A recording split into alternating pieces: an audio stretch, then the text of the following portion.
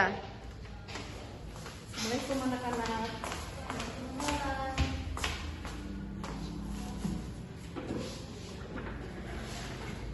Selamat siang anak-anak. Siang Ibu. Baiklah, sebelum kita memulai pembelajaran hari ini, alangkah baiknya kita berdoa terlebih dahulu. Berdoa saja ya, berdoa dimulai.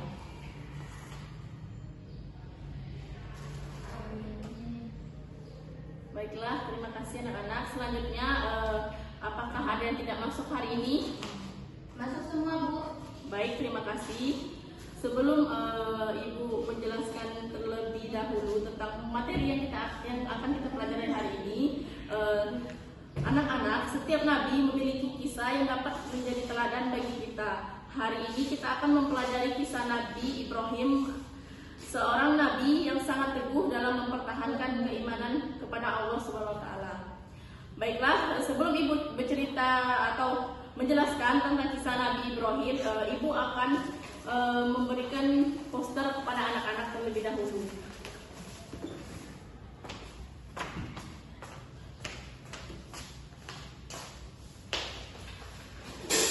Kasih Bu. Ya.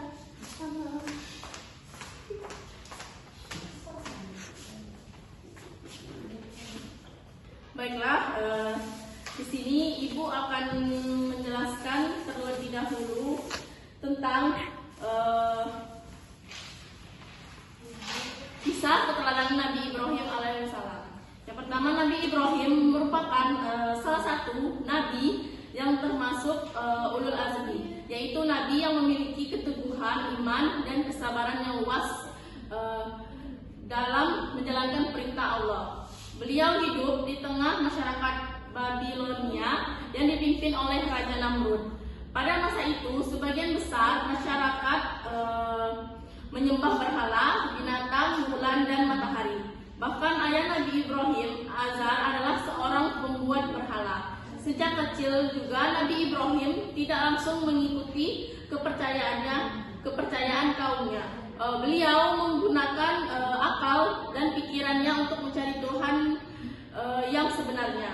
Allah Subhanahu wa taala mengabdikan kisah tersebut dalam Quran surat Al-An'am ayat 76 sampai 79. Setelah memperoleh petunjuk dari Allah, Nabi Ibrahim mulai mengajak ayahnya dan masyarakat untuk meninggalkan penyembahan berhala dan menyembah Allah yang Maha Esa. Meskipun ayahnya menolak, bahkan mengancamnya, Nabi Ibrahim pun tetap hormat dan hal ini tetap berbicara dengan sopan dan penuh hormat. Hal ini menunjukkan bahwa seseorang anak tetap harus berbakti kepada orang tua meskipun berbeda keyakinan. Untuk membuktikan bahwa berhala tidak menghancurkan bahwa berhala tidak memiliki kekuatan, Nabi Ibrahim juga menghancurkan seluruh berhala kecil kecuali berhala yang paling besar. Ketika masyarakat bertanya siapa pelakunya, Nabi Ibrahim meminta mereka bertanya kepada berhala terbesar. Mereka pun menyadari bahwa berhala tidak berbicara maupun memberi manfaat. Dengan ini membuat Raja Namrud marah dan mengizinkan Nabi Ibrahim berdebat dengan izin Allah Subhanahu wa taala. Nabi Ibrahim juga mampu membantah Raja Namrud menggunakan bukti yang logis, yaitu bahwa Allah menerbitkan matahari dari timur. Dan ketika Nabi Ibrahim meminta Raja Namrud menerbitkan matahari dari barat, Raja Namrud tidak mampu menjawab. Ujian keimanan Nabi Ibrahim belum berhenti. Setelah sekian lama menantikan seorang anak, Allah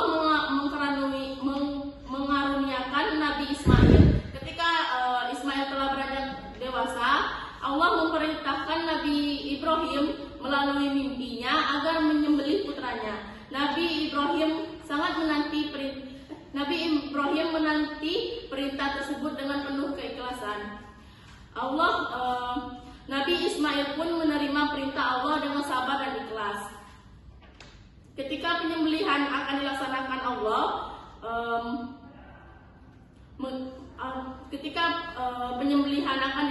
Allah mengganti Nabi Ismail dengan seekor domba. Peristiwa ini menjadi asal mula diisyaratkannya ibadah kurban pada hari raya Idul Adha.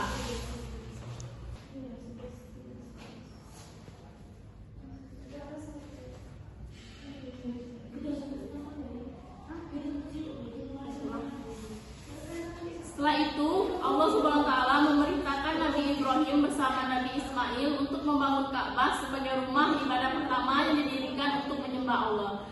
Selama membangun Ka'bah, keduanya senantiasa berdoa agar amal ibadah mereka diterima oleh Allah Subhanahu wa taala.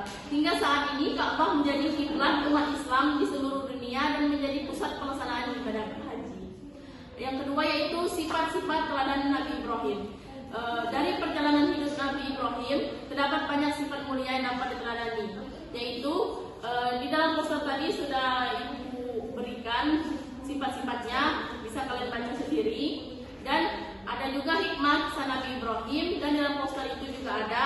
Dan yang terakhir penerapan dalam kehidupan sehari-hari, di posternya juga sudah ada.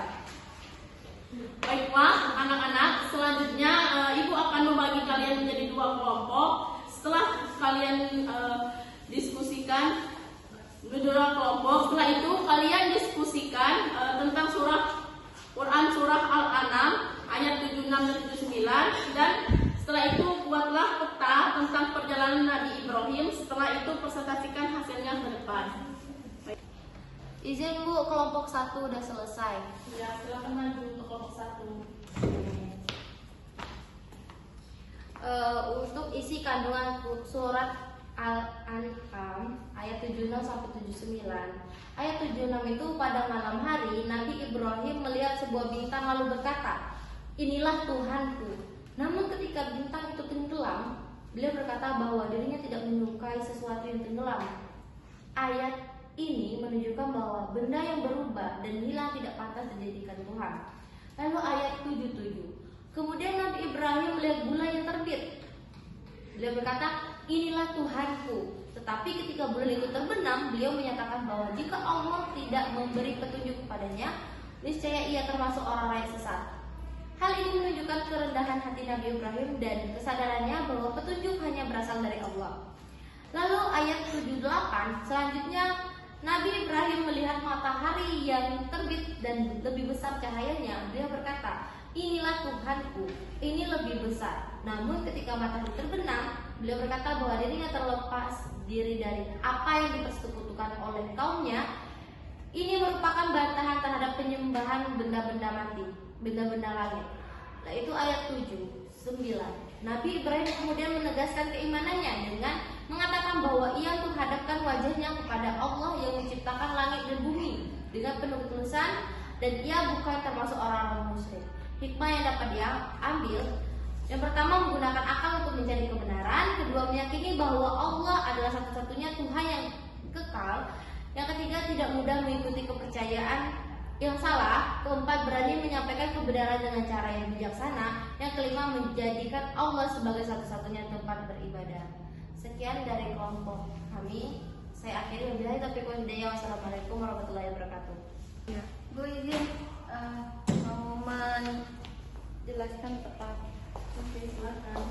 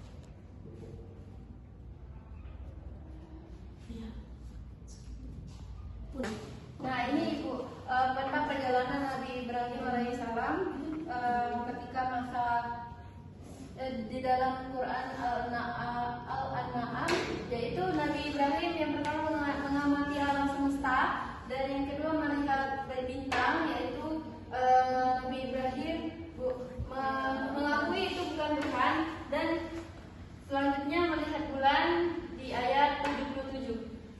Ya. Baiklah, terima kasih anak-anak atas keaktifannya dalam diskusi kelompok dan presentasinya. Selanjutnya ada yang ingin bertanya? Tidak, Bu. Baiklah, kalau tidak ada, Ibu akhiri pembelajaran kita hari ini. Wassalamualaikum warahmatullahi wabarakatuh.